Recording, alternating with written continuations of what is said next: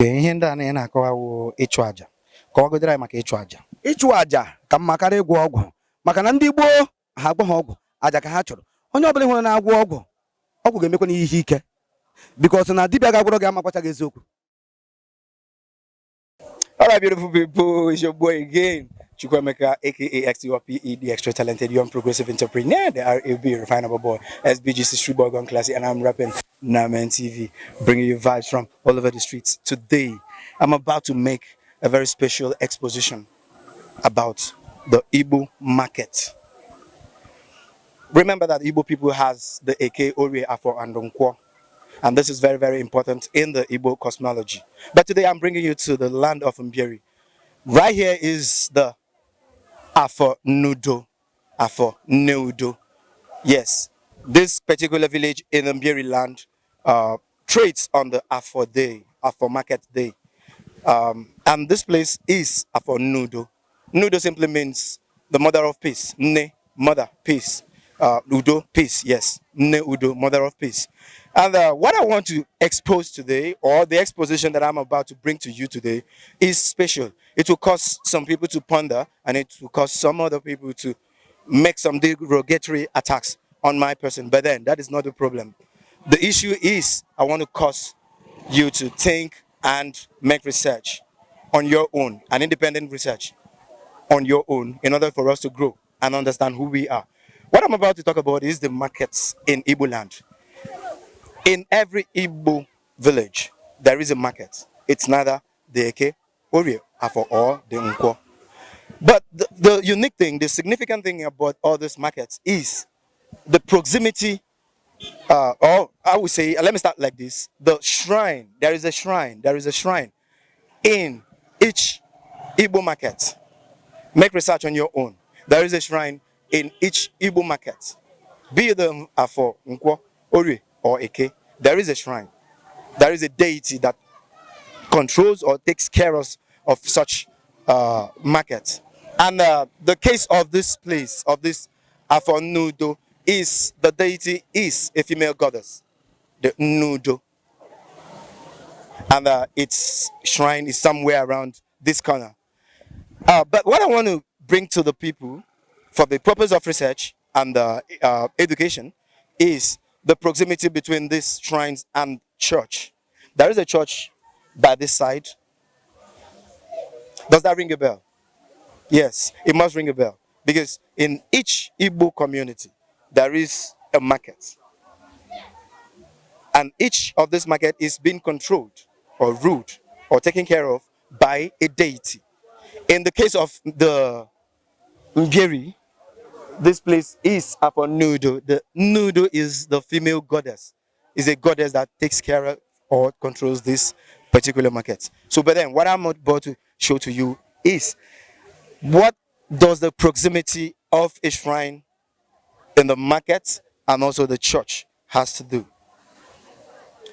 It is cause for research and for us to ask questions. Well, I'll be taking you down to the shrine to talk to interview people or the chief priest, I would say, in order to learn from him what this simply means in the to the Igbo people and their customs and tradition. Thank you. Just join me as we do this. All right, we are right here at the shrine of Nudo, meaning Mother of Peace, and right there we'll be meeting the chief priest in order to tell us more about Nudo and why it is situated in the market square. All right, just join me as we do this. Thank you. And the thing is that you must pull off your shoes. You must pull off your shoes before you can gain entrance in the shrine, because it's as I learned, it's holy. Yeah, it's holy. So before you enter the holy ground, you must pull off your shoes. All right, come in. Ah. Okay. Okay. Sorry. Mwa Chukwemeka, onye Namen TV. Ihe anyị ji bịa wo anyị agaala n'Igbo hụ na Igbo niile na-eme ofu ihe, mana o nwere ihe kacha mkpa anyị chọpụtara. Akpọrọ ebe a afọ nnudo. Afọ nnudo, yes. Ebe a afọ nnudo Mbieri. Afọ nnudo Mbieri. Exactly. Nnudo. Okay. And ihe anyị chọrọ ịchọpụta, kedu ihe hiwere nnudo, kedu ihe ọ pụtara, kedu ụdịrị ọrụ ọ na-arụ? Nnudo gbagburu obodo wụ ihe jikọtara 28 villages ọgụ ọfọ na afọ asatọ. Ọya wụ nnudo Mbieri. Ebe anyị nọ taa obi ya bụrụ ebe ya bụrụ unu ya. Anyị keti mmiri na-ama ya sinsi ụwa na ndị Mbieri si na ha na-eje Holy Ghost fire, na ha na-eme ihe ụka, ha wee legbuo ya anya. Mana dị agbara mere ka mmana na ọdịnala dịbere mgbe gboo bifo ụka apụta.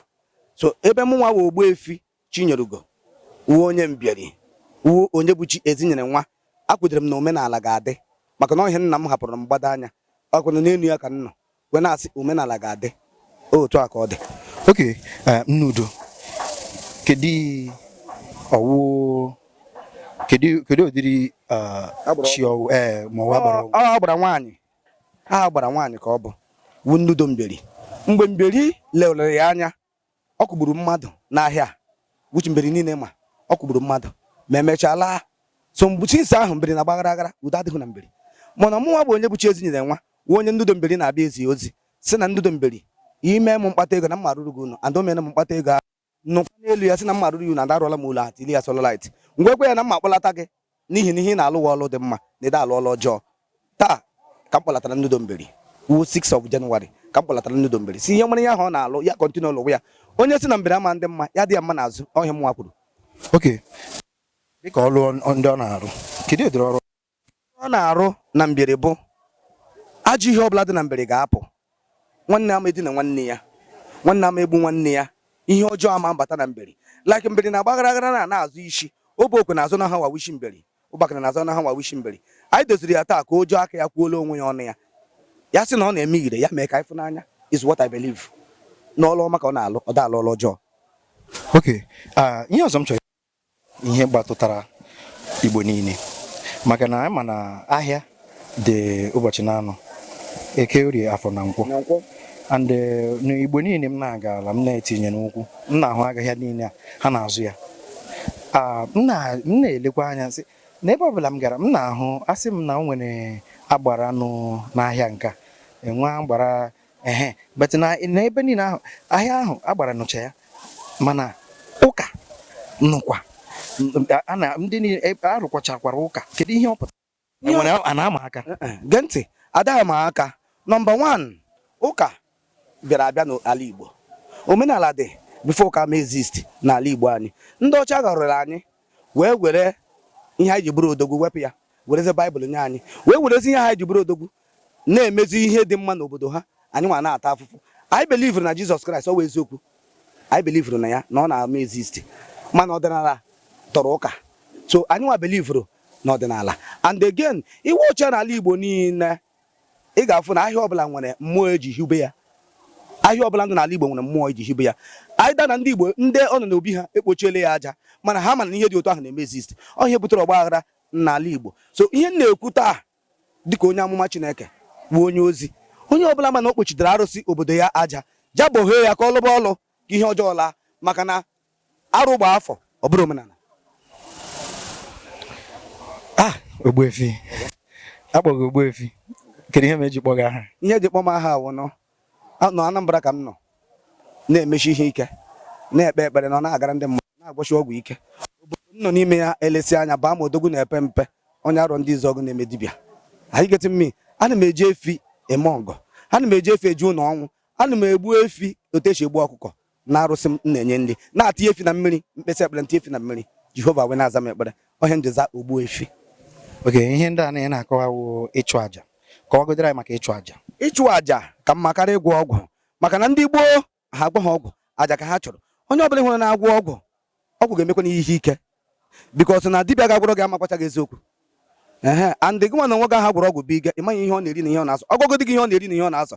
Ọgwụ gba afọ ihe isi ya mee ma nke isi ya na-eme ọ ga-eme ya. Aja ka ndị Igbo na-achụ, ndị Igbo ada agwọ ọgwụ, mana onye ọbụla na-agwọ ọgwụ gị nwa ma ihe ị gwọtara iwere isi gị mee gịnị buru ya ọngọ ha m n'ọnụ. Okay, ịgwọ ọgwụ adịghị n'omenala Igbo. Ịgwọ ọgwụ ochi na akara aka, o nwere onye chi ya nabatara ịgwọ ọgwụ ya ọ dịrị ire, onye chi ya na-anabataghị ịgwọ ọgwụ. Mana onye chi ya na-anabataghị ịgwọ ọgwụ inven ka ọ bụ dibịa gwara gị egburugu wayo. Otu a ka ọ chi dị n'ochi na akara aka. Ogbuefi, o nwere ihe ọzọ m chọrọ ịjụ gị.